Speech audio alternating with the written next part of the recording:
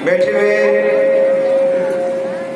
सम्मानित साथियों, माताओं, बहनों, मैं उत्तर प्रदेश इलाहाबाद से सुबह लुधियाना आया हूं और हमें लुधियाना से खबर मिली कि जालंधर के साथियों ने बाबा साहब डॉक्टर अम्बेडकर की जयंती मना रहे हैं।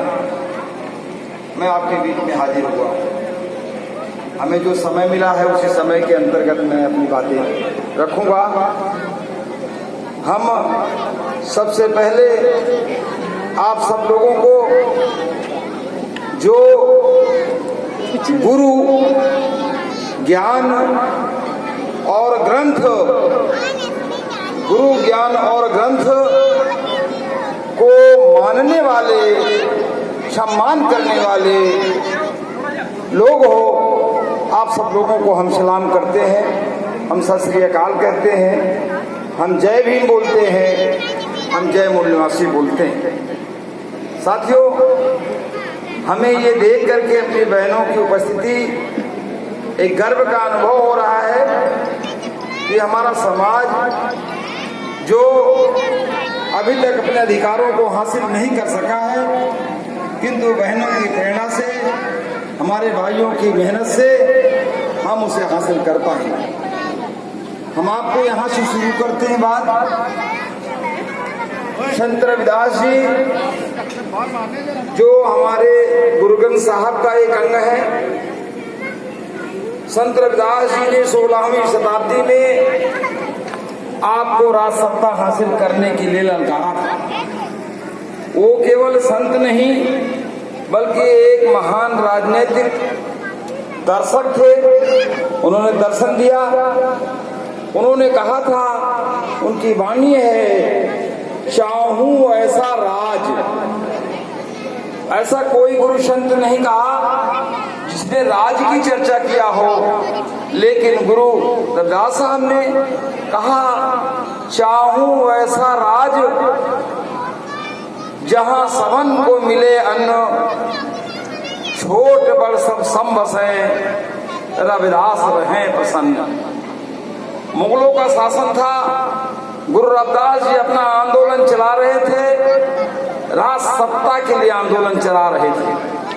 उन्होंने कहा कि हम इस देश में एक ऐसा राज्य स्थापित करना चाहते हैं जो बेगम पूरा होना चाहिए, जिसमें कोई गम नहीं होना चाहिए।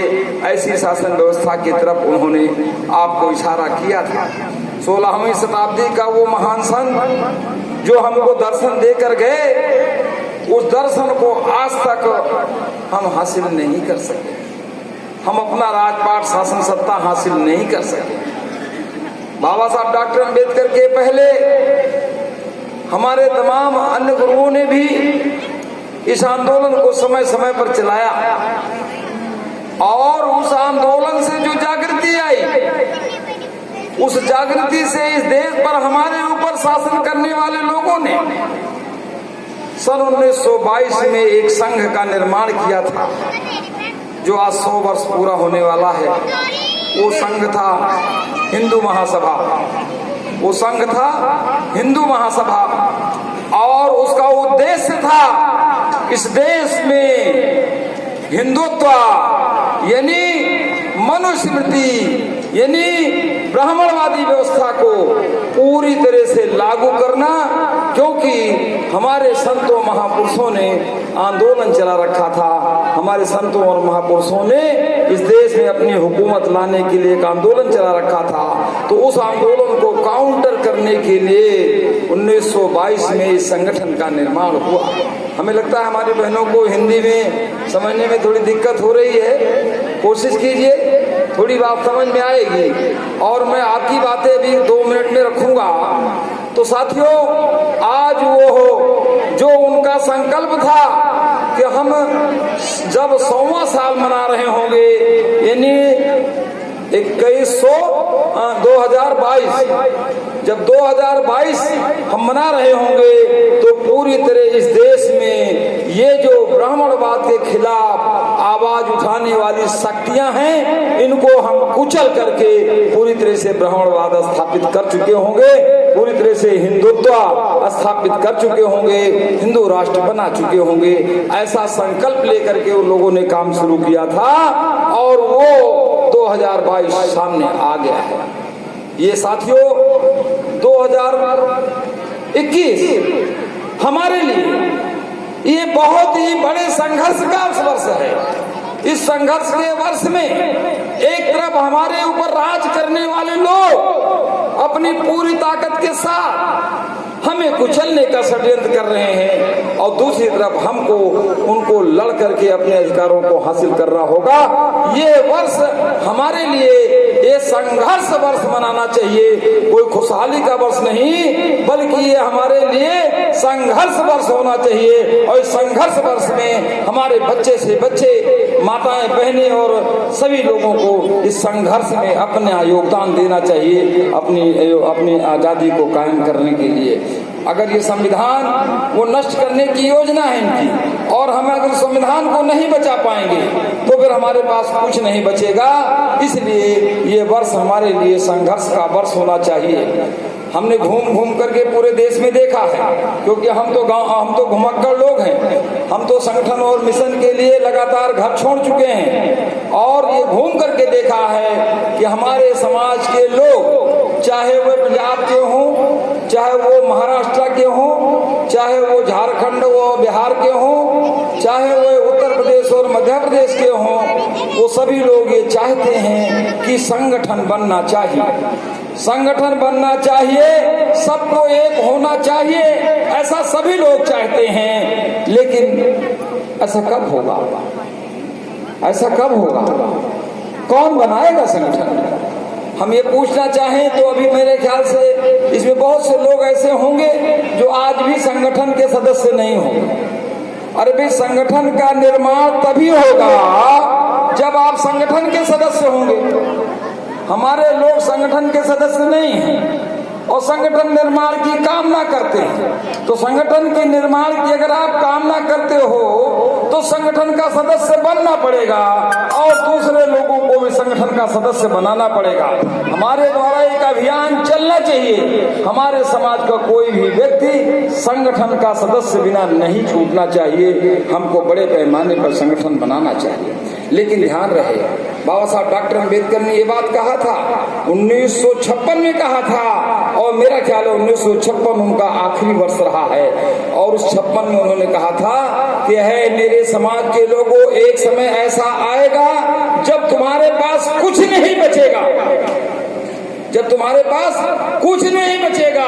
बाबा साहब दो दृष्टा थे, उन्हें पता था कि 2022 में ऐसा कुछ होने वाला है। तो बाबा साहब ने कहा था कि जब तुम्हारे पास कुछ नहीं बचेगा तो एकमात्र संगठन होगा जो आपके अधिकारों की रक्षा करेगा।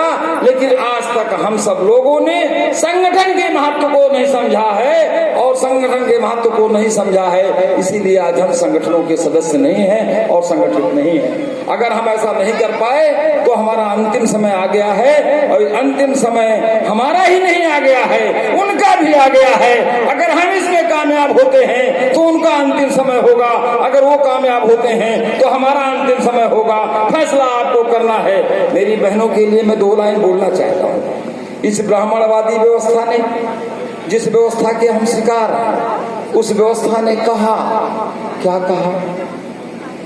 ये बात आपके यहाँ बोली जाती होगी कोई दूसरी भाषा में, मेरे यहाँ बोला जाता है बेटियां पराया धन होती हैं, बेटियां पराया धन होती हैं। ऐसा उधर हिंदी भाषी इलाके में बोला जाता है, पता नहीं इधर क्या बोला जाता है, ऐसा कहते हैं कि नहीं कहते हैं। और बेटियां पराया धन होती हैं, ऐसा कह करके इन ब्राह्मणवादियों ने इस देश की आधी आबादी जो हमारी माताओं बहनों की है उसे इंसान के बजाय धन घोषित कर दिया और उनके साथ इंसानियत के सारे अधिकार को छीन करके उनको धन की श्रेणी में डाल दिया।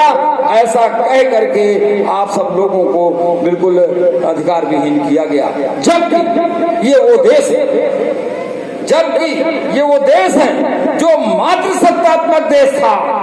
यहाँ मातृसत्तात्मक देश था। बच्चों की जो वल्दियत लिखी जाती है पुरुषों के नाम से लिखी जाती है, पिता के नाम से लिखी जाती है, ये कभी माताओं के नाम से हुआ करता था, क्योंकि माताओं की पहचान बच्चे के साथ बड़ी ही स्पष्ट होती है। बच्चा पैदा होते ही वो अपनी माँ को पहचानने लगता है, उसकी खुशबू से जानने लगता है। पिता का नंबर बाद में आता है, जब माता द्वारा वो बताया जाता है कि तुम्हारा ये पिता है। ये बात तो हमारा ये देश मातृसत्तात्मक देश था, और दुनिया के बहुत सारे क्रिश्चियंस कंट्री हैं जो मातृसत्तात्मक आज भी हैं। दूसरे और मुल्कों में भी माता का महत्व है। इस्लाम में भी पैतृक संपत्ति में बेटी का पूरा हिस्सा होता है, लेकिन हमारे यहाँ इस समाज में बेटियों को जब धन घोषित कर दिया, धन माने क्या? धन माने क्या? रुपया पैसा, ये जेवर जायदाद, और क्या? जो घर में खेती किसानी, और क्या? जो पशु हैं वो सारी को धन होता है। और जब उन्होंने ये कह करके धन घोषित कर दिया तो आपकी श्रेणी खत्म कर दी और इसीलिए अधिकार विहीन हो गए। और जैसे ही आप अधिकार विहीन हो गए, आपको धन की श्रेणी से लोगों ने अलग घोषित कर दिया, तो फिर आपके समाज के पुरुषों को फिर उन्हें गुलाम बनाने में कोई देर नहीं लगी, क्योंकि आपकी संगति उन्हें कमजोर कर गई। आज मैं गर्व करता हूँ बाबा साहब डॉक्टर अम्बेडकर पर, जिन्होंने ये भारत का कानून बनाकर आपको हर क्षेत्र में बराबरी का दर्जा दिया है, और ये बराबरी का दर्जा ये पुनः छीन लेना चाहते हैं। ये इनका लक्ष्य है, ये इनका उद्देश्य है। मेरा ख्याल है मुझे 10 मिनट का समय दिया गया था और मैं कुछ ज्यादा नहीं बोल दूंगा, क्योंकि मैं समय का बड़ा अनुशासन पसंद आदमी हूँ। हम बाम सेब के लोग हैं, हम People's Party of India Democratic के लोग हैं, और एक बहुत बड़ा आंदोलन जो हम लोकतांत्रिक ढंग से समाज को लेकर के चलना चाहते हैं, सबको बराबरी पर लेकर के चलना चाहते हैं, उस आंदोलन की अगुवाई कर रहे हैं। तो हम अनुशासन में रहते हुए आप लोगों से अपील करूंगा कि समाज का एक एक बच्चा आपको संगठन में शामिल करना होगा, और संगठन के प्रति आपका लगाव होना चाहिए, संगठन के प्रति आपका योगदान होना चाहिए, आपका समर्पण होना चाहिए। जैसे आप गुरु, ज्ञान और ग्रंथ के पुजारी हो, वैसे ही आपको भारत के संविधान का सम्मान करना होगा, सुरक्षा करना होगा और उसका संवर्धन करना होगा। ये भारत का संविधान रहेगा तो हम सब लोग रहेंगे, अगर ये संविधान नहीं रहा तो हम सब लोगों का जीवन आगे बड़ा मुश्किल भरा जीवन होगा। इन्हीं शब्दों के साथ हम पुनः आप सब लोगों को सलाम पेश करते हुए, सत श्री अकाल कहते हुए, जय भीम, जय मूल निवासी शब्द कहते हुए आप सब लोगों से रजा लेता हूँ। जय भीम, जय मूल निवासी।